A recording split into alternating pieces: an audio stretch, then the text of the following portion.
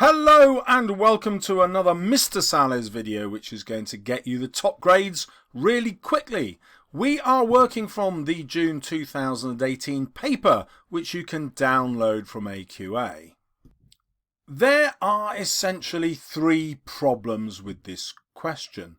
Firstly, structure is a new idea to English teachers. It didn't used to be tested, and so English departments aren't always clear about how to teach you what structure means. And then the second problem is, in the exam you're just getting an extract from a novel, so how would that have a structure anyway? You can't imagine novelists writing single pages that all have structures to them. That just doesn't feel rational. And so that leads to the big problem, number 3. What's the examiner really after? Well, I'm going to solve all those problems in this video by giving you 6 answers. What does structure really mean? How will the word focus really help you write about structure? How each paragraph of the piece that you're reading will help you get the marks? How to use the right subject terminology to keep the examiner happy? How much should you write for your 8-mark question? And how on earth should you revise for this question? Let's dive in with the first 2. What does structure mean, and how will the word focus help us? Well, we're going to zoom in to source A, which is from the 2018 June exam. As you can see, it's one side of A4 and a little bit more. Well, it might surprise you to know that the examiners are giving away marks. So let's first think about what structure is. Writers do in fact think about the structure of their writing all the time, and it's really easy to recognize when they're focusing on something different. Why? Well, they start a new paragraph. Yes, each time you see a new paragraph, there is a change of focus. Each new paragraph is therefore a way the examiners are giving you marks. If you write about why the author is focusing on something different in this paragraph, you're going to get the marks. Well, the bad news is you've only got 10 to 12 minutes to do this question, so you can't write about every single paragraph. Tactically, what will you do? Well, obviously, you want to show the examiner that you're writing about the whole text, so you will always write about the focus at the beginning. And obviously you're ahead of me here. You will always write about the final change of focus at the end. And then in the middle, you will write as much as you possibly can in your time limit. So you might write about 1 paragraph or 2 or 3. That will depend on how quickly you think and write.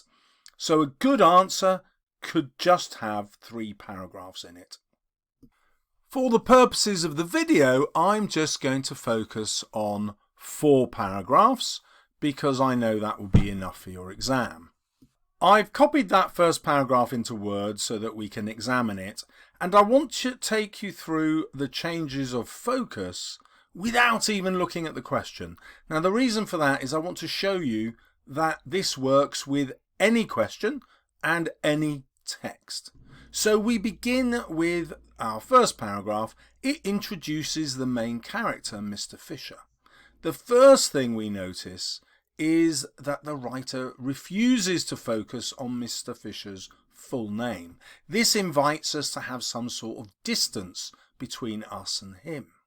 We are invited to see him as different from ourselves. And that idea is added to when we find out that he lives alone and that he lives in a small terraced house. So we feel sorry for him, but also we wonder why he has placed himself in this situation where he appears to live a diminished life.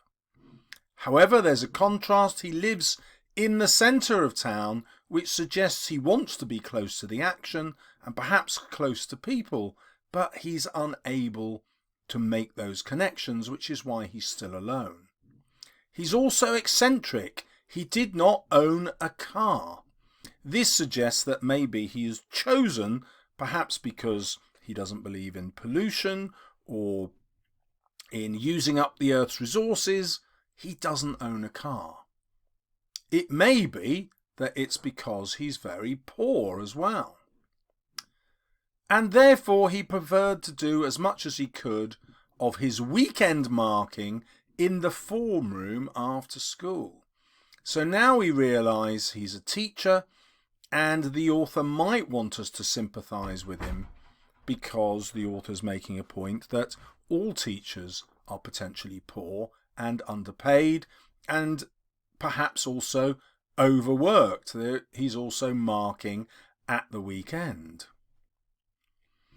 We can also get a sense that he doesn't want his schoolwork to interfere with his home life, which might be another reason he chooses to do his marking in school. Another possibility is that school is more valuable to him as an experience than his real life. He rejects being alone and living in this small house for the much roomier environment of being in his schoolroom. So we've got conflicting emotions about Mr. Fisher, and that's deliberate. Even so, there were usually 2 or 3 stacks of books and papers to take home on the bus. Now we're left in no doubt that the author wants us to sympathise with Mr. Fisher as having a job which is difficult. Now I was able to get a lot of information out of that one paragraph. 2 points would be plenty, and I think I got about 6. But I'm just trying to show you that it's really not difficult to find these things. The examiners honestly are giving the marks away. Okay, I'm now going to allow you to read this for yourself if you want, if you haven't already downloaded it. So you can freeze the screen and read up to here. And now I shall move it so that you can read the rest here, and then freeze the screen, and I shall give you the ending. Once I've dealt with the opening paragraph, I can choose any other paragraphs to write about.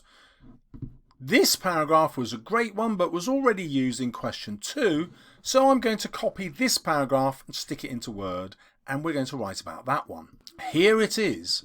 Now I've divided it into 3 sections because each section of the paragraph is a change in focus. Now, everything was in black and white. Though Mr. Fisher continued to teach with as much devotion to duty as he had 40 years before, he was secretly aware that his voice had begun to lack conviction. So now the focus changes our perspective of Mr. Fisher. We have even more sympathy for him because his life does not satisfy him. He realizes that he's not as good a teacher, his voice had begun to lack conviction, and the world seems less interesting because everything is now in black and white. Then we have another change of focus to the boys that he's teaching. Why does he focus on these boys? Because they have made his life worse by finding everything that he's teaching them boring, even the great writers Shakespeare and Dickens, who Mr. Fisher values so much. Then we have another change of focus back to Mr. Fisher, when we can see that he once had dreamed so fiercely of writing stories of his own. But he finds that not only are his students bored of writing, Mr. Fisher is bored of his own ideas. The magic had run out. He can think of nothing new to write about. Again, this change of focus makes us understand Mr. Fisher better and feel more sympathy for him and hope that there's a way out of this predicament for him. After all, this is towards the beginning of the book. It's worth paying attention to 3 things I've done with both paragraphs. I keep talking about the changes of focus. Each time I do that, I talk about the effect on the reader, what it makes the reader think or feel, and I keep using the word sympathy because I'm trying to think what the reader... And I keep using the word sympathy because I know that writers want me to be sympathetic to one character or another. That's the same in every novel you ever read, so I know this word will always be useful whenever we do question 3, whatever exam paper that is. So we are 2/3 of the way through an exam answer, and we're also 2/3 of the way through what I was going to teach you. You now know how each paragraph helps you, and you know the right subject terminology. I've just shown it to you. Okay, I know I'm going to write about the ending, but what would my 4th paragraph be? Well, I'm just going to look through them and find the one with the biggest change in it. And it's going to be this one here. In this paragraph, the change of focus is on the physical reaction Mr. Fisher has to reading. The writer deliberately slows down the action with long sentences and focusing on Mr. Fisher's body. But gradually, sitting there in the warm classroom with the smell of chalk and floor polish in his nostrils, Mr. Fisher began to experience a very strange sensation. I could pick on this to show that this is a turning point in Mr. Fisher's life, and this signals that to the reader. We recognise this must be an important moment. It began as a tightening of his diaphragm, as if long unused muscle had been brought into action.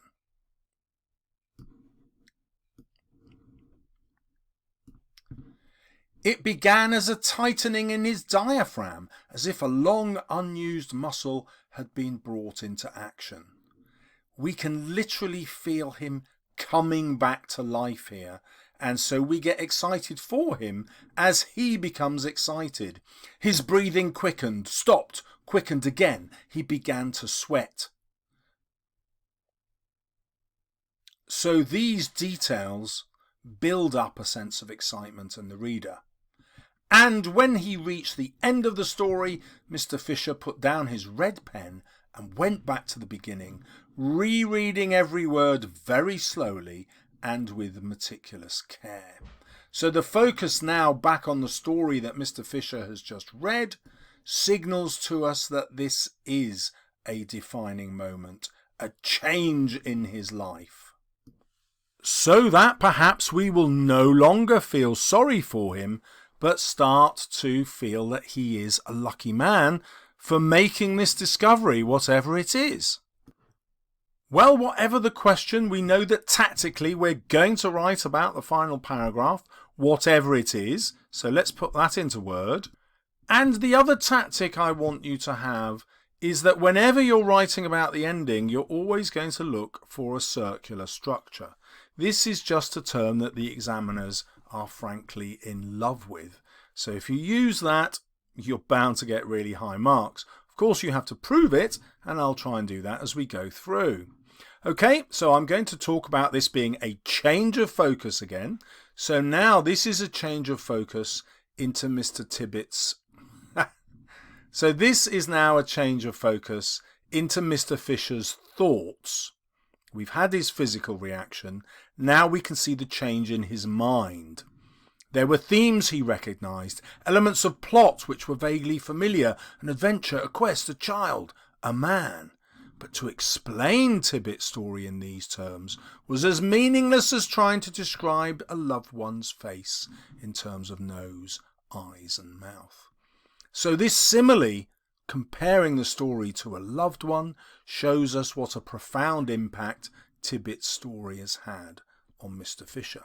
Not only because this student, Tibbet, has written something that is so different from the other boys.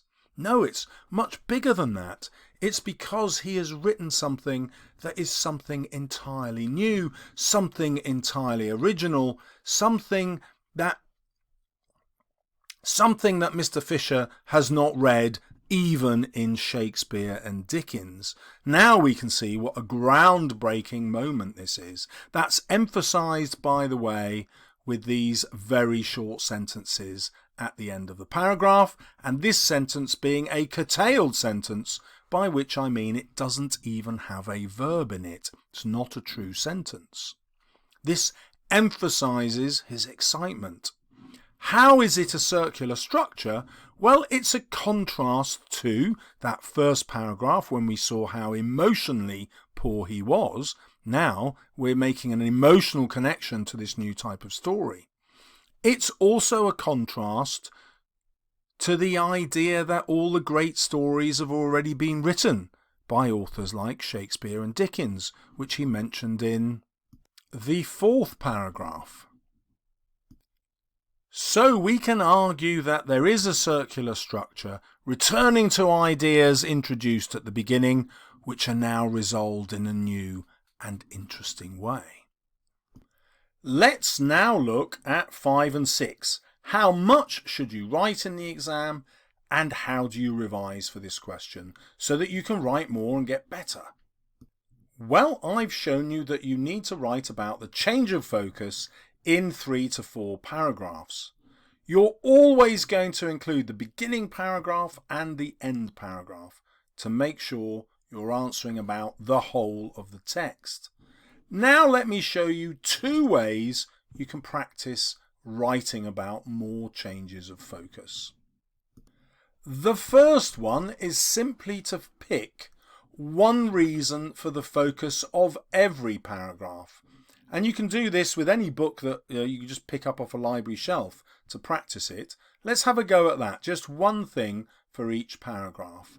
The first, we identify with Mr. Fisher's loneliness and feel sorry for him. Number 2, we identify with the disappointment of his teaching career and feel sorry for him. 3, the change of focus is into a flashback, his memories, so we identify with Mr. Fisher's passion and then sympathise with that loss of passion in life. 4, the change of focus now is in his loss of purpose, where he used to love reading. Now he's feeling that the magic is running out. So there's a deep sense of personal identity crisis here. Paragraph 5. The change of focus is more towards optimism. We find out that his earlier pessimism was uncharacteristically gloomy. So this change of focus signals that the mood of the piece is changing and we are moving towards hope. The change of focus now is on Tibbott's exercise book. This is an unexpected source of hope that one student's piece of work could change how he feels about his whole teaching career. The next paragraph focuses on a physical description of the change that Mr. Fisher is feeling mentally. This physical element makes the change seem profound and invites us to speculate that something brilliant is going to happen to Mr. Fisher. The next paragraph focuses on a comparison to Mr. Fisher as a prospector, someone who's mining for gold. Well, this clearly suggests that he has, metaphorically speaking, struck gold in reading Tibbott's story. This is truly a life-changing moment, which we find in his new smile. And then finally, the final paragraph shows us the complete extent of his transformation by focusing on Tibbott's new thoughts and these short sentences at the end, which convey his excitement at discovering a completely new writer, even in a student in the 3rd year. Okay, now that was to demonstrate to you that absolutely every paragraph is a change of focus about which you could write no bother at all once you practice this, 3 or 4 times with different books? Then you'll find it easy. Now, the other way to boost your revision dramatically is to dictate it. It's literally 3 times faster than writing, and so that you can go into 3 times as much detail in the same time, your progress will explode. You can dictate easily on your phone, any Apple device, and I'm going to use the dictation function in Word.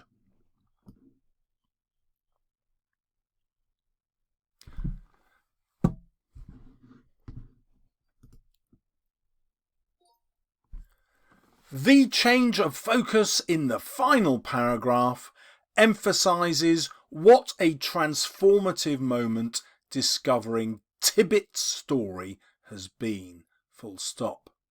Firstly, comma, Mr. Fisher cannot even describe why the story so excites him, comma, he might have been hard put to reply, full stop.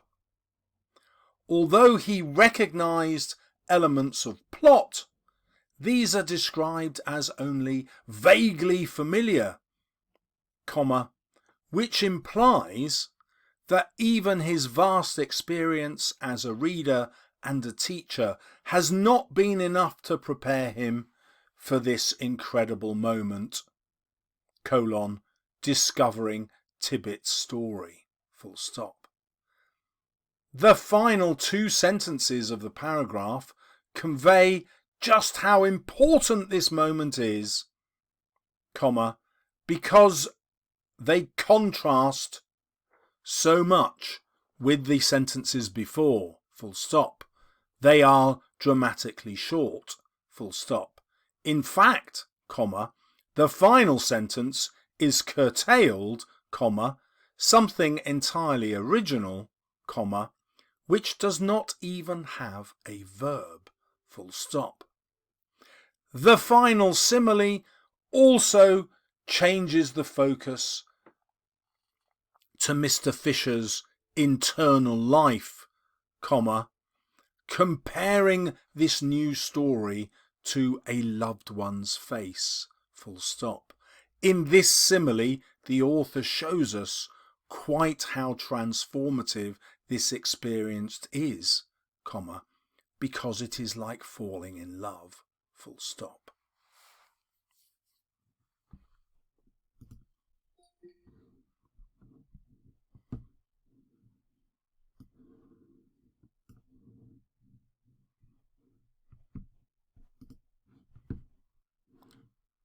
Okay, I've just done a word count. That was 167 words, which we did really quickly. Now, we're not worried during our revision that the spelling might not be right and I haven't put the quotation marks in for quotations. And notice how much other revision I've got through here. Everything in yellow is a quotation I've managed to integrate into my writing. This one here is a reference, the final two sentences.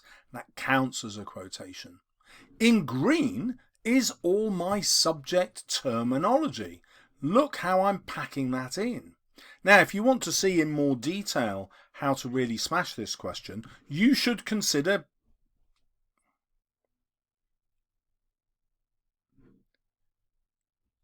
I go into far more depth in my guide, which is super cheap on Amazon.